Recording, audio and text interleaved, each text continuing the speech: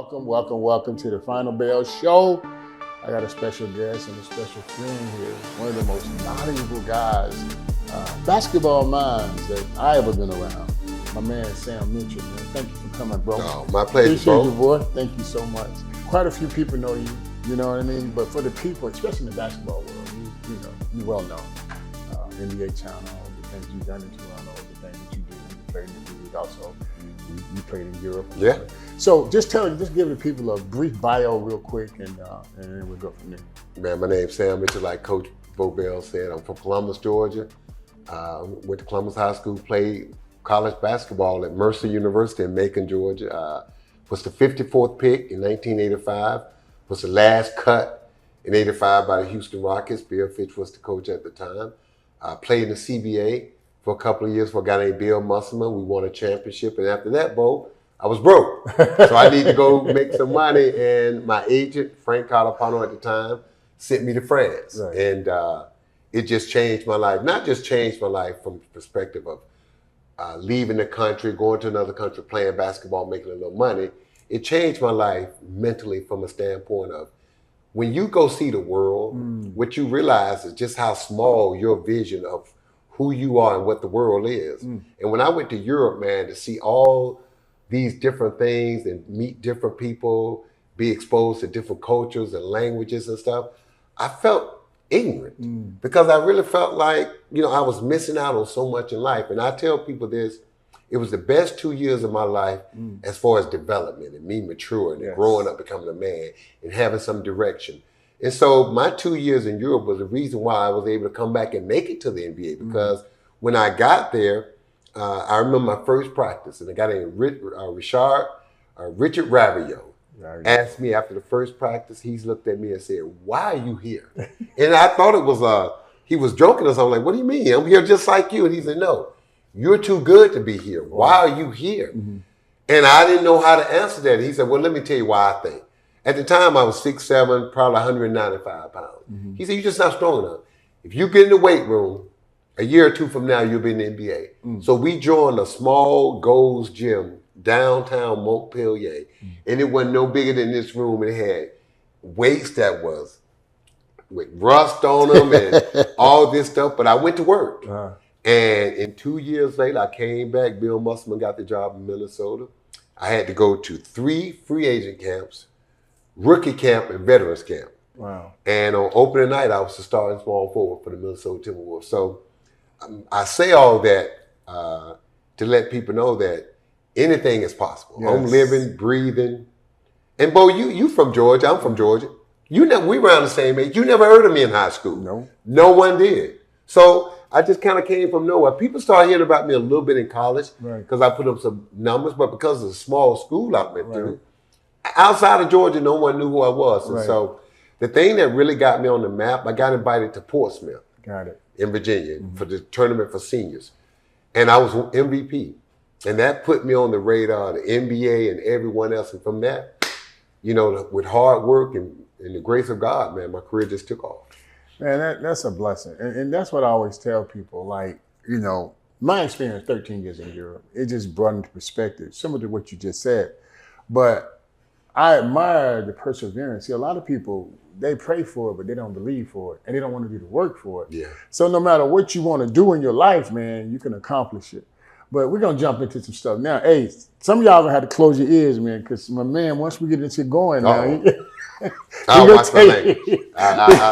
to tell you how he feel. And I love it, right? So, but anyway, hey, man, let's jump. I just came back from the Olympics, man, and watching the games and still seeing the lack of disparity of the American players. You know what I mean? We're more talented, we're more skilled, but we're not better basketball players. This is what I'm watching. Yeah. I've been doing this a long time. And we've been preaching this forever, Sam. We're better athletes. We're better athletes. We're not necessarily better basketball players. Right. Not all. Right. But some. Right. Now, the 12 players we sent to the Olympics, not only are they great athletes, they're great basketball players, mentally and physically. Right. But overall, what you're saying in the thing, both to your point, what concerns me is our younger players. Are they getting the fundamentals? And I say this all the time. And look, man, I'm not going to beat up AAU. I coach AAU basketball. I coach a kid named Darren Peterson out of Ohio. This kid is in his draft class. We think he's going to be the number 1 pick, 6'6" point guard, and out of Canton, Ohio. And I love it. But compared to, and look, how do I say this without, those kids are getting a former NBA player, former NBA coach as their coach.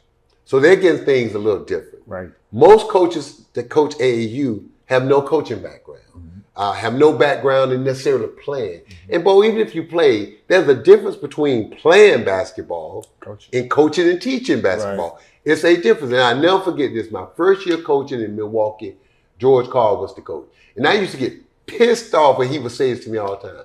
Mitchell, you thinking like a player, not a coach. And that used to burn me, just piss me out, because I made the decision to become a coach.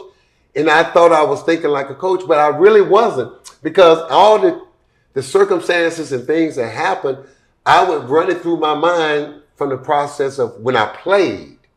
I had to retrain my thought to look at the game and players a little bit different from a coaching standpoint. Right. Because it's not about just what you do, it's how what you do fits into what we're going to do, the guy next to you, the guy to the other side of you, the defense behind you. All these pieces got to fit, because basketball is not golf. Right. We need each other, right? Even though we have great individual players and the individual player can determine the outcome of some games, but even at that, he can't beat 5 people by himself.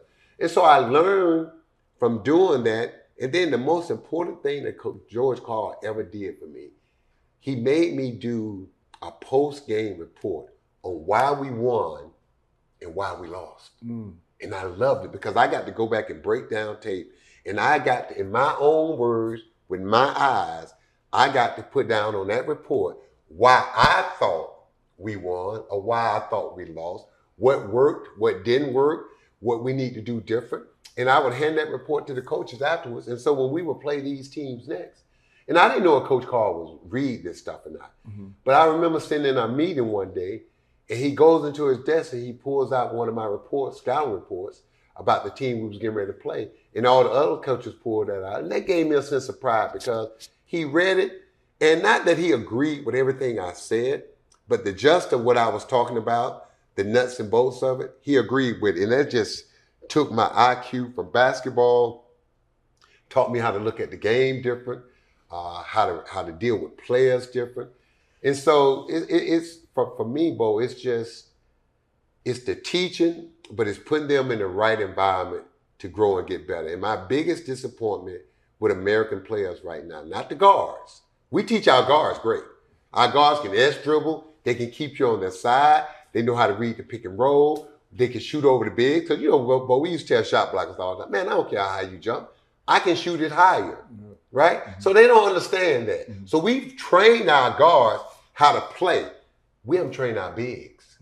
Our big guys now think all they should do is set a screen and roll to the basket. Right. But when you look at Joel Embiid, you look at the Joker, you look at the big center in Houston, these young European centers, they come here, they got the footwork. They can shoot the three. They can put it on the floor. They can DHO, dribble handoff. They can pass.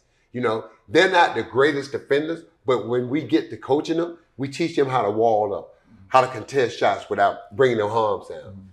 And so because they go to basketball academies. Listen to me carefully, people. In Europe, if you have kids that identify with some talent, you get to go to a basketball academy where you go to school and every day you're getting fundamentals, shooting, passing, dribbling. You're learning how to play the game from the shoulders up. And if you notice something, I tell people this all the time. I ask kids this all the time. Would you rather have the athleticism of a Kobe Bryant or a LeBron James, or would you rather have the athleticism of a Nikola Jokic? And everybody say, oh, Kobe Bryant, LeBron James. But this is what I tell people. Who do you think has, other than LeBron, Michael Jordan played 13 years. One of the greatest athletes ever. You're going to get old. You're not going to jump as high. Your knees are going to hurt. When those guys, Sam Cassell, the Joker, Dirk Nowitzki, as they got older, it didn't affect their game because the skill set, they could shoot, they could pass, they could dribble. Look at Luka Doncic. So if you thought being a great athlete makes you the best player, right now Luka Doncic is the odds-on favor to be MVP next year. All right. After him, it's the Joker, Joel Embiid, Shea. I ask a question to you. Who's the next American player right now that has a chance to win MVP next year? Who do you think is the closest? Well, I'm going to tell you who they're going to say. Most people are going to say Ant-Man. Anthony Edwards, or the guy that didn't get as many minutes in the Olympics, Your boy Jason Tatum. Yeah. Think about it. Yes. Other than those two guys, yes. Give me another American player that can go compete with the Joker. Yeah. And I got a little news flash for people. If the big fella ever got in shape like the Joker, he's the best player in the league, Joel Embiid. Oh, yeah. I mean, because of his athleticism, he can do everything the Joker can do, but with athleticism. So when you look at the state of basketball, I love where our guards and forwards are. Right. But our bigs, man, our power forwards and centers, we haven't brought them up to speed with the way basketball is played. And the last thing, boy, I would say, the difference between the international game and the NBA game is to me, it's this. I played in both. It's the physicality and the fact that you can play zone. People do not understand. Those zone rules make a difference in opening up the court. Because now everybody can shoot, which creates spacing. Right. But if you have illegal defense and things of that nature, and you can't put your hands on people, it makes a difference. And in the international game, you can still hold and grab. Yep. You can still influence people. Yep. And they took that out to NBA. And for me, I would like, because Europe has caught up now as far as from the shoulders up with the game, I would like to see one rule for all of basketball worldwide. Just go to the NBA rules, because at the end of the day, even the European kids now want to do what? They want to come to the NBA because it's the best, right? Yes. And so for me, go on and make basketball under one rule, and then we're going to really see, because I'm going to say something people may not want to hear. As good as Victor and as great as Victor Wembanyama is going to be, I didn't think we saw how his true greatness in the Olympics because of the way the game is played, the physicality of it. He's tall and lean. You can get up under him. If you're going to let me hold and grab a 7'1", 215-pound guy, 7'4", he ain't going nowhere. I'm going to influence him. But you watch him play in the NBA where you can't put your hands on him. He dominates. And so to me, I say this all the time. Europeans coming from Europe make the transition easier from Europe to the NBA than players that come from the NBA trying to go to Europe. Yep, I agree. To me. Well, you know, Sam, that's a loaded, I mean, the fact of the matter is, you know, from my experience, what I saw, right? And that's why I came back with that whole mythology, right, of developing, starting the Bobel Basketball Academy because of that. Because what I saw and what I witnessed is every player do the same thing. So in other words, every player should be trained. Good boy. The center should be trained the same way the guard. And I don't have a problem with a guard learning to jump up. Right. You get offensive rebound in the paint. You may post up a smaller guy. Yes. Teach them the game and teach them the footwork. And then let their skill set or their work ethic determine how good they could be at the game of basketball. And allow their personality to take over. Yeah. See, that's one of the reasons why I don't teach moves. I convey options. You know, I teach them with the feet. You know, you got the handle. You look, really, you don't need a whole bunch of dribbles to play. You didn't have it. You played, how many years you played in the league? Shoot, 13. 13 years. Yeah. Rarely you took more than 4 or 5 dribbles when you played. Man, boy, I never, the way we were trained, if you couldn't get what you needed to do in 3 dribbles, pass the ball. Yes. You know, and I laugh, man, because I say this all the time.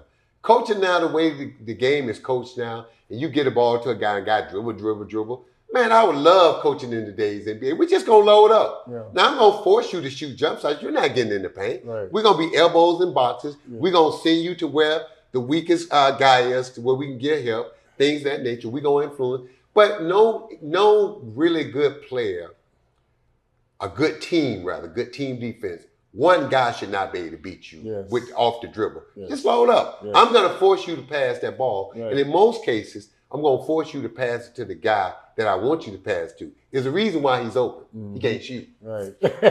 Absolutely. So let's move on into this. So when I watched the Olympics, right, you know, watching the U.S., for example, then I had a chance to watch Germany. I watched Spain. I watched Serbia. So I had watched. So the thing that all of those teams had in common that I noticed is it was a basketball culture that translated to the court. In other words, nobody had to say anything, right? It wasn't a whole bunch of rah, rah, rah stuff. It was the fact that when they played, it was almost like they known each other for 100 years and some of them do, because they've been playing together since they were 14, 15 years old. So that's an advantage within itself. Where we put all our guys together, right? These guys used to playing with their individual teams, and they go in, most of them, it's most ISO, I got to go get a bucket. So now you got 12 weeks to get these guys to play the way that these guys have played since they was 14, 15 years old. So the issue that I see is in 2028, we're going to have a serious problem, because I'm going to tell you this. If you take away, my opinion only, if you take away the top 12, 13 players that they just took over there, we even with the rest of the world.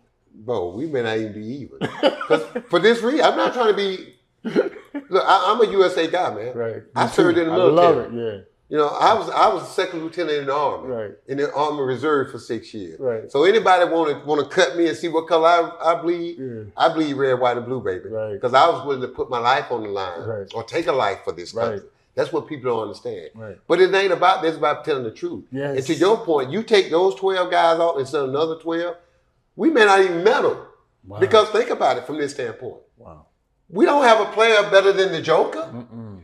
We don't have a player better than Shea. Mm-hmm. We don't have a player better than Giannis. And think about what we had to do to win the gold. We had to go out and recruit Joel Embiid, who everybody else, Cameroon was recruiting him. Mm-hmm. France. As a matter of fact, he had committed to France. Right? And Grant Hill and others talked him out of it. And I read something a few weeks ago that kind of burns me a little bit. Joel Embiid, they asked him about 2028. And he said, well, I may be playing for Cameroon or France. See, to me, that bugs me. Right? Because we got 400-some NBA players that would do anything to have been on our national team. But yet we got a guy that just won the gold that said, I may not even play with y'all 4 years from now. So that tells me it doesn't mean the same to him as it does to LeBron, KD, and Steph. This ain't me saying it. Right. He said it. Yes. I've never heard KD say, well, 4 years from now, I may play for somebody else. Right. No. So that being said, I just think we got 4 years, and it ain't the guards and forwards. Mm-hmm. It's that center position. Mm-hmm. Who are going to be our bigs on the 2028 Olympic team? Mm-hmm. They may not be in the league right now. You got young guys coming through the pipeline, Cooper Flagg and others. That may be because who is the most skilled American center in the league right now? Both of you. Think about it. Jokic. No, American center. Oh, American center. Not count Joel Embiid because he played on the Olympic team. Who? That's tough. That's my point. That's tough. I would say just off the top of my head, without having a roster in front of me with everybody on the roster, I would probably say a guy like Miles Turner. Mm-hmm. From this standpoint, he can shoot. He can block shots. Mm-hmm. He can switch and move his feet. He can do a few little things, right? You can throw him the ball and go get a basket. Mm-hmm. Other than him, American born, I don't know what to tell you. Wow. And so to me, our biggest thing that we got to do, we better start developing some bigs because the Joker's still going to be around. Mm-hmm. Joel Embiid probably still going to be around. But what's going to be scary?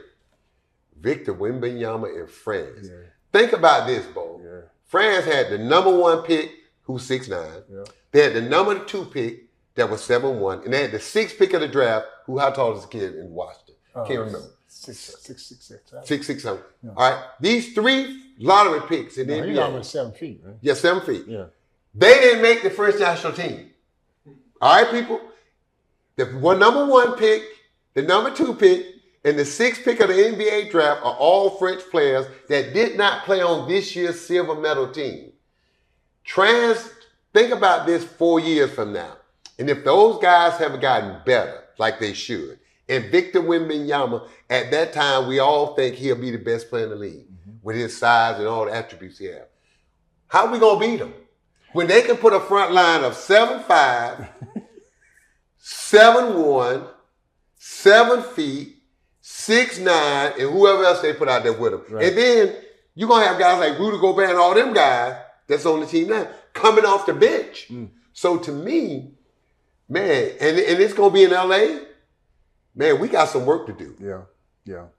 Well, I think we're going to always be competitive because we got, you know. We got depth. Yeah, we got depth. But we got now, a lot of good athletes, etc. But now, the French team I just named, they're going to have 6, 7, 8 players who are playing in the NBA by 2028. So they're going to have depth. Yeah. They're going to have 7, 8 players that playing in the NBA. They're used to playing against Americans every night. Right. So this is not going to be, oh, I got to get used to the speed and quickness and athleticism. No. I done seen you for 82 nights for 3 years. Well, you know, the other thing too, Sam, that I noticed, they're not as infatuated. I mean, they respect our players because they admire them. They watch the NBA. But back in the day, the guys was always trying to take pictures with them when they played against them. They're not afraid of them no more. You know what I mean? Because they feel as though their skills. Now, I'm an American guy. I'm a USA guy. My thing is, I just been trying to blow this trumpet for so many years because I saw what was coming. Well, we've been saying, you and I've been saying this when we talk for the last 5, 6 years that we're going this way. Because we don't, our kids are not, well, think about this. High school coaches. My high school coach played a prominent role in my development. He was a coach. You know, they have high school coaches now have never played a coach now. They're volunteers. You don't even have to teach at the school to come coach the team now. You can just be a volunteer. So what do we get? And now we tell our kids, because of AAU, you don't even have to play high school basketball. I mean, my cousin, who was 6'9", was being recruited years ago. He got into it with his high school coach. He quit. Still got 50 scholarship offers. Wow. And so to me, we're sending the wrong message to our kids. We got to get back to the fundamentals. Yes. And that's something you and I talk about all the time. Yes. Boy, I never forget this. At 33 years old, I'm going back to training camp with the Timberwolves. And day 4 into training camp, Flip Saunders, the late great, grabs me. What did you do this summer? I'm thinking I'm in trouble. Like, Coach, you done got so much better. What did you do? I said, Coach, all I did with my trainer, we went back to the fundamentals. We went back to footwork, triple threat, 1-2 dribble, pull up right, 1-2 pull up, dribble left, jump hook. We just went back to the basics, the fundamentals. And Flip was like, you're a new player. Wow. I just got better at the things that we all should be getting better at. I just got better at it over the summer. And I tell kids all the time, all those moves, if you got that, it's fine. But you don't see Luka doing where do you see Luka doing all these 360s and all these crazy moves? Never. No. The Joker. They just kill you with fundamentals. Basically. Even Giannis, who's a freak of an athlete. Giannis don't beat you with trickery. He beat you with power, strength, and fundamentals. And here's the thing too, man. I've seen guys, and there's no offense. I mean, like, everybody on the internet is doing the same thing from a training standpoint. But here's the catch. Here's the catch right here. We talked about this. We have gotten bored with the basics. You see what I'm saying? So when we watch the thing that keeps them at that level, they master the basics and they lay their head on top of that, right? For example, so when I develop kids, I don't be training. You train them dogs and cats and chickens and animals. You develop the people. So it's a whole different approach. When I'm working with kids, right? I mentioned to you, I don't teach moves. I don't convey moves. I give them options. I get their feet right and allow their personality to take over. Because if you teach a kid a move, right, that might not fit his personality, who he is. Oh, he might not know when to use it. You got to teach him when to use the move. See, all those moves and stuff, when do you use them? Yes. Your instincts are going to tell you. Oh, you can, okay, now when we say teach moves, okay, do we teach the spin move? Yes. Spin dribble between the legs, how to go behind. Clarify. Yes, those things. But we teach you, if I teach you how to dribble and master ball handling, there's not a move you can't do. Exactly. If I teach you the proper footwork, that's my point, and you know how to use your feet, that's not a move I can't do. And the number one thing I teach kids, first thing I teach kids, don't never let a defender make you catch the ball outside of your comfort zone. See, Bo, the reason I was an effective scorer, I learned. I'm not catching the ball 30 feet. Why am I going to catch the ball where I got to take 5, 6 dribbles to get to my spot? No. I'm going to catch it in my spot at 18 feet. Right. Now, if you put your hands down, boop. If you come up, 1, 2 dribbles, I go wherever I got to go. Right. You got to give me something, because when I hit you with that triple threat or that head fake and I step into you and you rock back, I'm shooting you. Right. If I step into you and you try to crowd me, I'm gone. Right. You know, if I see whatever foot forward, I'm going to attack, because I teach kids defensively, if you attack my front foot, I step forward. Right. Most people are taught when you attack their front foot, they drop it to retreat. Yeah. Once you drop that foot, we're even now. Right. I got you on my hip. You're never getting back in front of me. Yep. Once I get you on my hip, I don't even worry about you anymore. I'm focused on the next defender, because I got you. Right. Because what as basketball players we all want to feel? Contact. Exactly. I tell people that. If you want to defend a guy, don't let him feel you, especially in the post. Yes. Get him off the block, be physical with him, and as soon as he catch it, take a half step back. First thing he gonna do is start looking. He don't know what to do because he don't feel you. Right. Right? So again, it's all in how you, to your point, develop kids, teach kids, and make them understand the game. Yes. Make them understand when the opportunity to score presents itself. Because I don't care who you are, how great a defender you are. You got to give me something. Yes. The only question is, did I put myself in position to take advantage of what you got to give me? Now, I'm going to break this all the way down, because, you know, this is what I do every single day, right? What you just explained, Sam, you had what we call an efficient plan built inside your game, right? The issue with a lot of these kids, they don't have an efficient plan built inside their game. So when you catch the basketball, it's one thing for sure, one thing for sure, right? Two things for sure. The body can only move 6 ways, but it can move one way at a time. It can go up, down, right, left, front, back. That's it. Yep. It can't move 2 ways at one time. No. So everything that you just described, right?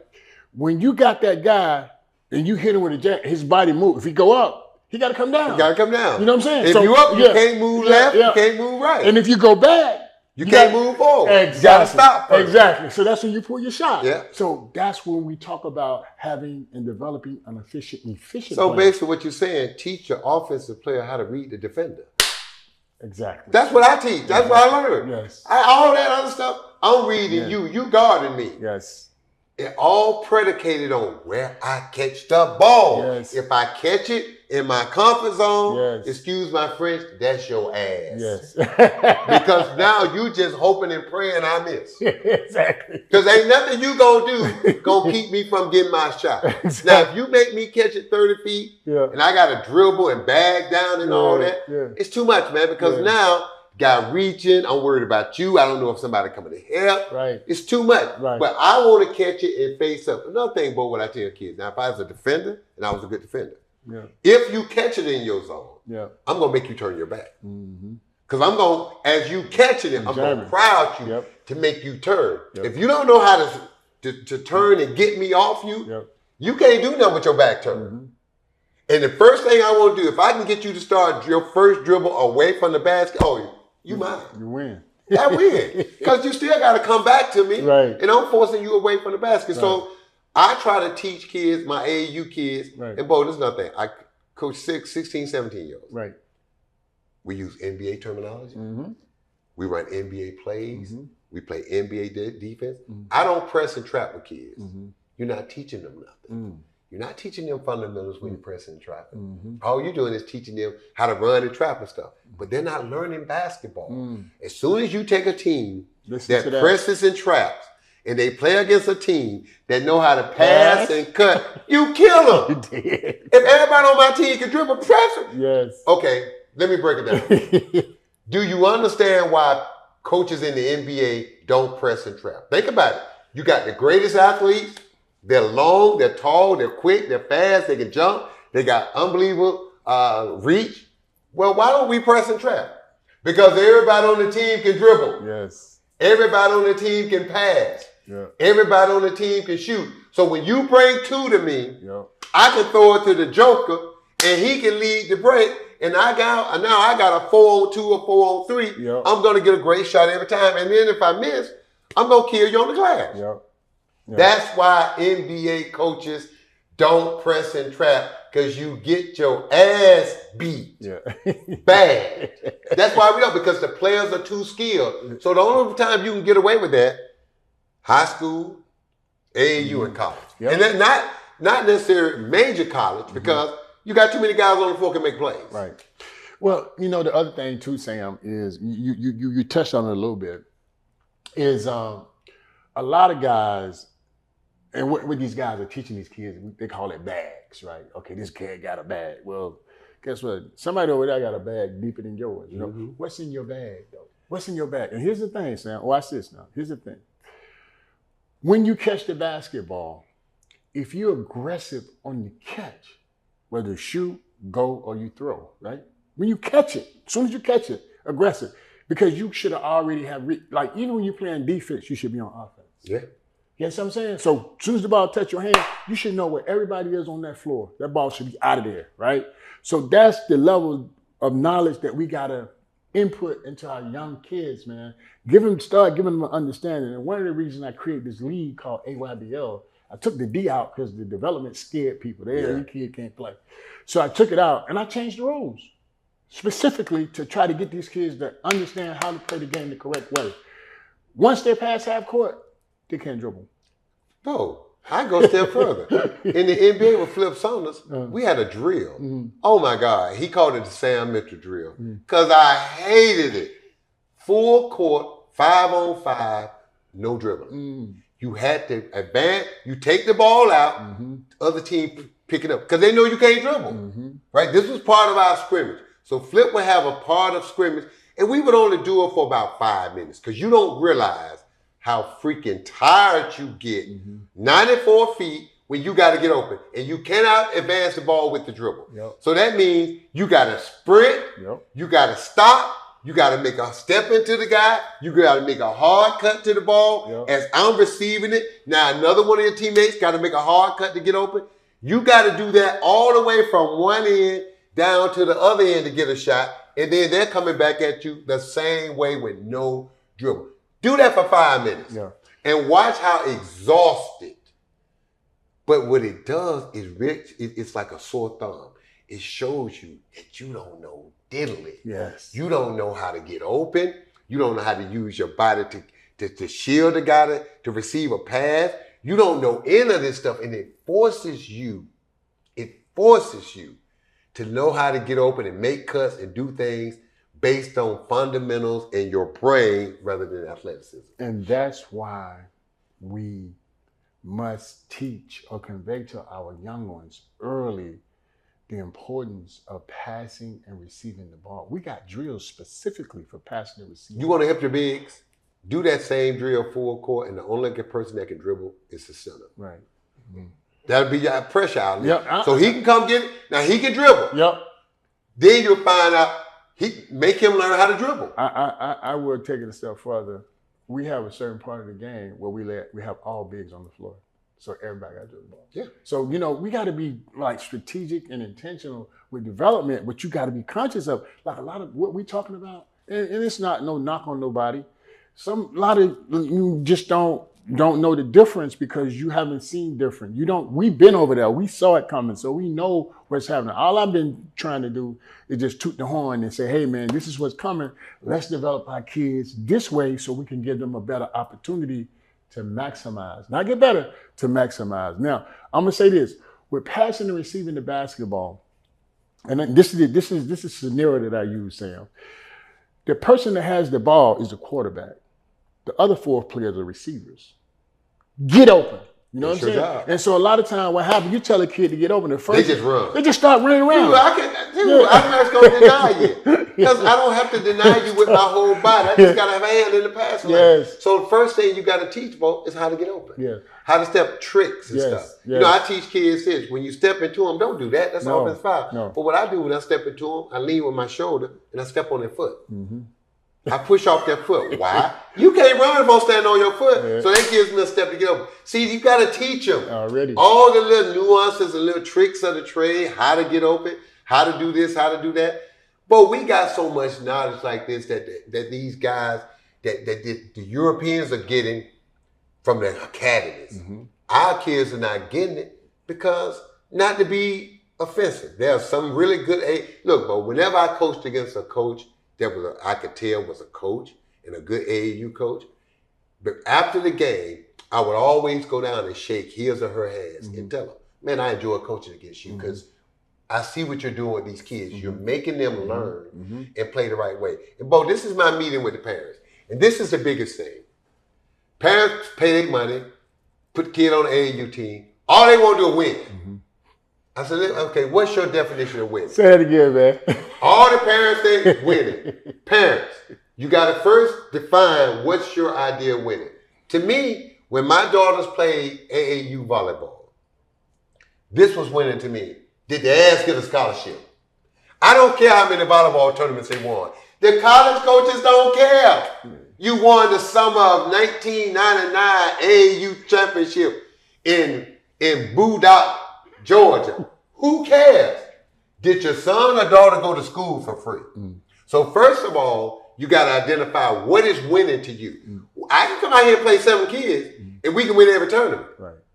But y'all kids ain't getting on scholarship and not getting better. Exactly. Now, my definition of winning, every kid on this team gets better, and every kid that's good enough get an opportunity to go to school free. This past year, out of the 10 kids we had, I know for sure 8 of them got bona fide, solid offers on the table. All they got to do is commit. I did my job. Right. And I tell parents, you can talk to me about anything. Right. My parents are welcome to come to every practice. Right. My practice is open. I have nothing to hide. Right. But like I tell them, the one thing I do not coach, I don't coach effort. I'm not coming in the gym yelling, screaming, and cursing at 16, 17-year-old kids. You're there because the parents say you want to be there. You're there because you say you want to be there and you want this. I don't coach effort. If I have to talk to you about effort, I send you home. So let me ask you this, Sam, and I know in my mind how I work and handle these type of situations. What about, and parents, like a lot of parents just don't know, right? And so they have what we call these unrealistic expectations for their kid. And, the kid is, he's a shorty kid, but they think the kid is better than what he really is. And he haven't even did the work. And so their only concern is how much time he's playing. So what's your approach in terms of when you talk to parents and you let them know, this is for coaches, man, so you know how to communicate with these parents effectively, because a lot of times you communicate, they don't get it. We have to get them to understand because, the kids just want to play. And we trying to give them structure so they can learn how to play. So what would be your approach? How do you talk to parents? Well, I don't have a blanket statement for all parents. I deal with every parent and every kid individually. Right. And I look at where they are, their skill set, how good they are, what they need to work on. Some kids are a little bit higher than others. And I tell the parents, based on where your kid is at, that's going to determine a lot of things. I try to make sure all my kids play. That's what AAU is about. If you're playing 3 games a day, 9, 10 kids, everybody should play. Yes. Now, how you play is going to determine how long you stay on the court. Right. Because it's not about just winning and losing to me. It's if you're not doing the things you're supposed to do, it's affecting the other guys on your team. Yes. Your teammates. Yes. So when I sit down and talk to parents, first of all, we do a very good job of who we keep on our team when we have trials. Right. Second, most kids and parents don't understand only 1% of these kids going to college and play. Oh, less than that. 1%. Yes. After that, do the math. Yeah. It used to be, I got a chance to play in the league. Look at all these countries. Look at 3 of the top 6 picks in this year's draft people was from France. One country. There's only 60 draft picks now because it's 2 rounds. Do the math. Yeah. Do the math. So when they look at all these European players, and I tell people this, parents this also, and I tell kids this. First time an American kid give me an attitude, I laugh. I tell them, I put them to the side, I said, you are why NBA GMs and owners and coaches want European players. What do you mean, coach? Your attitude. When I had my most success as a coach in the NBA, when I won Coach of the Year in Toronto, and we won a division, and all those great things, I had 6 Europeans on my team. 6. Let me tell you how easy practice was. Coach, what do you want us to do today? What are we doing today? Whatever I had on that practice plan, that's what we did. One, no, why are we doing this? How long are we going to go? What are we doing this for? Which I don't mind those questions. But again, they come to practice with one thing on mind, to get better. Mm-hmm. And if you got it on that practice plan, in their mind and heart, that's what's going to get them better. Mm. Americans, why are we doing this? Why are we doing that? Come on, man, pick it up a little bit. I don't do all that. Yeah. I don't coach like that. Mm-hmm. I'm not begging. What am I begging you to play for? And to play hard. Go home, man. Mm-hmm. Come back tomorrow. Right. Or find you somewhere else to play. We're about serious business here, trying to get better and develop, and we're trying to go somewhere. Right. So I just think when I meet parents, and both, I sit the players down, then I sit the players down, and then I sit them down together. Right. And I tell them all, I have an open door policy. You can come talk to me about anything, but understand, when you come through that door, I'm going to tell you what I think. Mm-hmm. You may not agree with it, mm-hmm. but this is what I think, mm-hmm. and this is why I'm doing what I'm doing. Right. And you know, Sam, just to touch on it, man, like when I first retired from playing, you know, I coached, I got involved with AAU basketball, travel team basketball. And I ended up doing 3 teams. And all 3 of those teams, every kid my 16th man got drafted in the NBA, Kevin Murphy. And my point, to your point, I had freshly just came from Europe. So I put the whole European mythology on them, how we practice, how we play. You had to come to practice. I wasn't over here flying guys in trying to recruit. I wasn't doing none of that. I took the guys that we had. Take guys who can make it to practice. Yes. If somebody live 2 hours away and you're practicing 3 days a week, man, it's hard for a parent. Now, some of them do it, but you can't expect that to happen all the time. Somebody driving an hour, hour and a half, 2 hours a day, one way. Mm-hmm. Well, you know, I think, you know as well as I know, in this space, the players that really want it, because when I look at it, like I'm going to give you an example. I got somebody drive from Alabama almost every Saturday. I got somebody drive from South Carolina every Saturday. Mm-hmm. Sometimes they come in on Friday, stay for 3 days, mm-hmm. turn into a weekend. It takes what it takes, man. And some people the people who are willing to make, not sacrifice, because everybody make the investment, because that's an investment in your time. That's an investment in your time. And your money. Yeah, and your money, but the investment of time, being there, you know, that commute, that's an investment.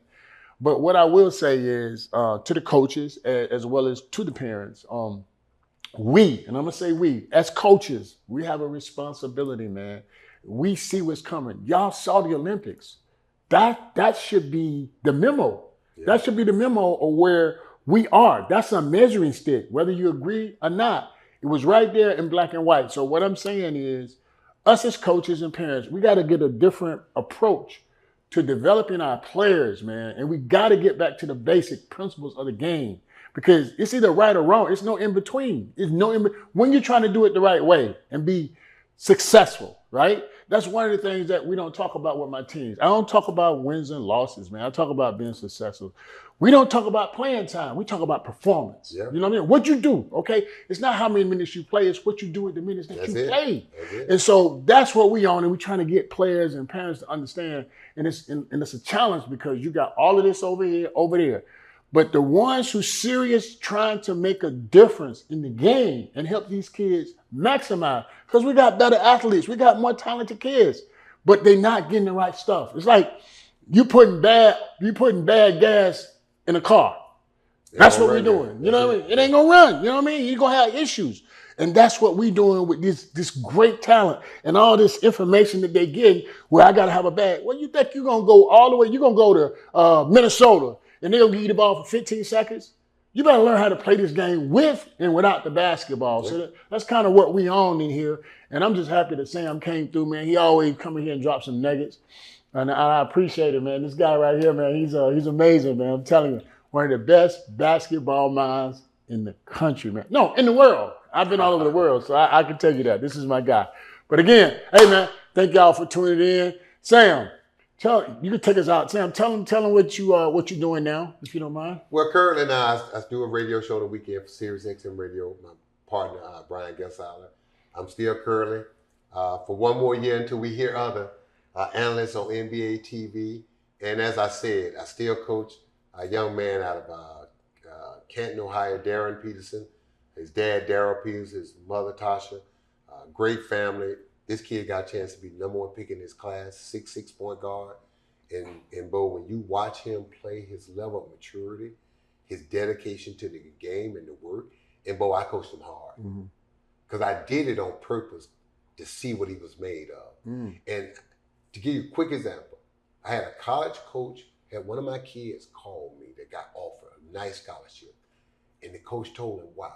He said, you don't even know why I offered you a scholarship. Well, kid, because I can play. Yeah, you can play. But I saw Coach Mitchell take you out the game, and you had made some mistakes, and he got into you.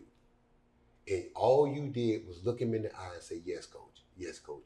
And went and sat down and cheered for your team. That told that coach, you're what? Coachable. Yes. Because at some point, you're going to make mistakes, and I got to get on you. Yes. If I get on you and you giving me flack back, no, it's this back and forth. Coaches want kids who are coachable, yes, who want to get better. Yes. This kid got a scholarship not just based on his talent, but the coach said he's coachable. Wow. That's crazy. And I'm going to take it a step further, and we're going to let you go. We're going to get out of here. Had Ralph Sampson. You know Ralph Sampson. That's my friend. I was working with him in Houston. Yeah, I had his son. So we playing in Houston. True story. The kid beat everybody up and down the floor like 4 or 5 times. Offense did. Tubby Smith coming to the locker room offering a scholarship on the spot. Didn't score a point. You understand? So my point is this: if you're a team player and you have the right attitude and you got the right energy, man, listen, somebody gonna see you. And especially if you invest, if you invested into being and you making those necessary sacrifices to get the right information, man, you're gonna give yourself a legitimate opportunity to maximize. Now, where that's gonna take you, we don't know, but at least you're gonna give yourself a chance. Sam, again, man, thank you, bro. Always my pleasure. Appreciate you, man. Always. Thank you, man. We out.